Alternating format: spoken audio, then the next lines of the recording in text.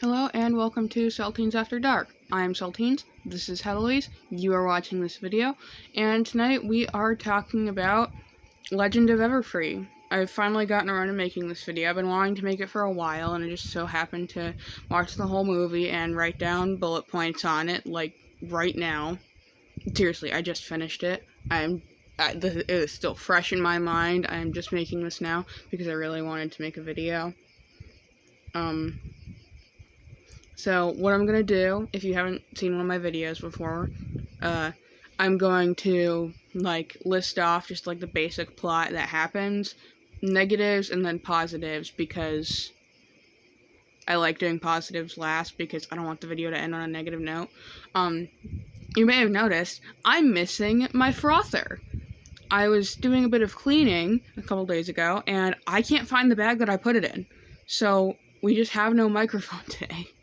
But we do have Heloise, so the most important part is here. Okay. So, we start off with Twilight having a nightmare about Midnight Sparkle. When did she get a name? I don't know. They never said her name in the friendship games. Context from the friendship games is kind of required for this. I'm not going to go through that because this video will probably be too long if I go through the entirety of the friendship games. So we're just focusing on Legend of Everfree. It then cuts to her waking up on the bus on the way to Camp Everfree, and one of the best songs in this entire series plays. I love it so much. It's so good.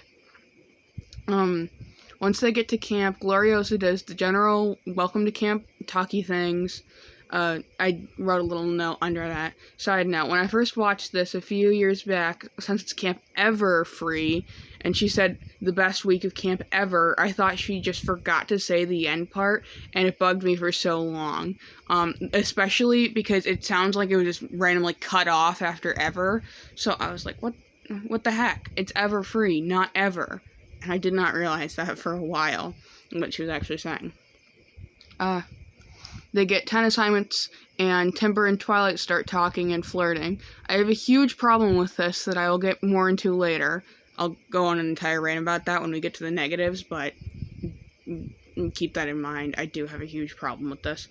Filthy Rich drops in and is just generally evil. Doesn't do stereotypical... No. How do I word this? He's not, evil in the sense of a supervillain. He's just, not a good guy. So Twilight and Sunset talk about what happened at the friendship games for the first out of many times in this movie, and Twilight gets magical lifty powers. Basically, she can, lift stuff up. What's that called? I think it's called, telekinesis or something. Telekinesis. Yeah. They decide to make a new dock as the camp gift because every year campers make a camp gift, and since the dock is breaking down, they make that as the camp gift. Timber tells a story about Gaia Everfree at the campfire. This will be moderately important later. I'm not really going to explain who Gaia Everfree is because I don't really want to. She's a nature spirit. That's what you need to know. Twilight has another nightmare, which leads to magical powery occurrences, and Twilight doesn't want to talk about it in any way, shape, or form. A boat crashes into the dock, and she thinks it's her fault and runs off, which leads to the second best song in this movie playing. I really like it. I like a lot of songs in this series. Timber and Twilight talk again, and I die a little bit inside. I don't like them together. It takes a lot of willpower to not immediately go into the rant, because I do have a rant about that. New power chaos ensues, and Twilight is being upset about it. Twilight and Sunset talk about the new power thing, and Sunset convinces Twilight to stay at camp because she was trying to run away in the dead of night with Spike. The fourth best song in this movie plays. Sunset is suspicious that Timber wants to get rid of the camp based on evidence that I did not mention in this summary. I'm sorry a little bit. So her and Twilight go to where the bright light is coming from, because there's a bright, flashing, shining, magic-y light. and Gloriosa reveals what she's been doing to save the camp from filthy rich buying it, and she turns evil. Basically, she has like a huge evil supervillain transformation. The third best song in this movie plays. The main five, because Twilight and Sunset aren't there; they're trapped. Start trying to save everyone but fail. Twilight and Sunset escape and go to help them save people because Gloriosa has kind of like built a vine wall around the camp. So they're trying to save everyone. Sunset convinces Twilight to use her powers without being afraid of Midnight Sparkle, and they save the day. Now they have magic necklaces. Why necklaces specifically? I don't know. Jewelry, I guess. And they hold a fundraiser to save camp from Filthy Rich because he was going to buy it. And the fifth best song in this movie plays. Now, criticisms. One, and the lightest criticism, I don't really like their superhero designs. I don't find them appealing. I don't think they look very good. They really don't. I don't like them. They're not good. I think they could have done a lot better with the superhero designs, but that's just me. Number two, the Timber rant. So, when I was watching this movie, I was like, wait a minute, how old is Timber supposed to be? Because I was under the impression that to be like a co-runner of a camp, you'd have to be like an adult. And these are high schoolers. And it's implied that Timber and Twilight are like getting together. So, what does that mean? Because if Timber is a teenager and he's doing all that work for the camp, it seems like Gloriosa is having some not very good practices. And if he's an adult and he's flirting with and or dating a teenager, I have a few questions about that, because that's not okay. I really don't know what his age is, but I'm going to assume that he is an adult based on what we see in the movie, which I think that's not a good thing to be portraying, that a high schooler is with an adult. And I don't remember if they actually say this, but I feel like it's implied that he's Gloriosa's older brother, which would most definitely mean that he's an adult dating a teenage high schooler. And also, he just gives me really bad, weird vibes.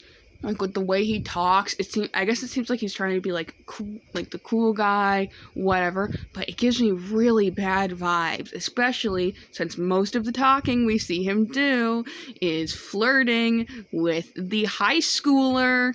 So, I don't know what that is, but I don't like it.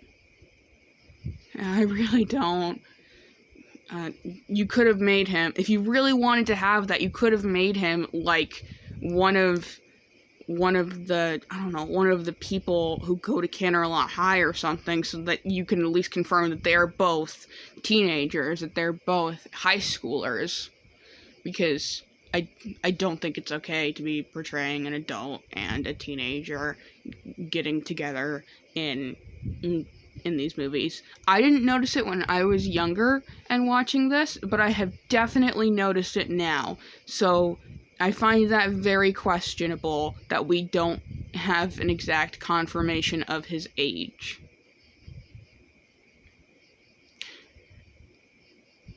Oh, I was lagging there for a second. I was about to say, on that note, like the whole debacle of Sunset's age, because it seemed like she would be an adult in the pony world. But as I explained in my last video, I have a theory that in the pony world, like, the age of adulthood is younger. So, let's say they're like 16 in the pony world, that counts as an adult. So they're adults pony-wise, but like when they go to the human world, they're still, high schoolers.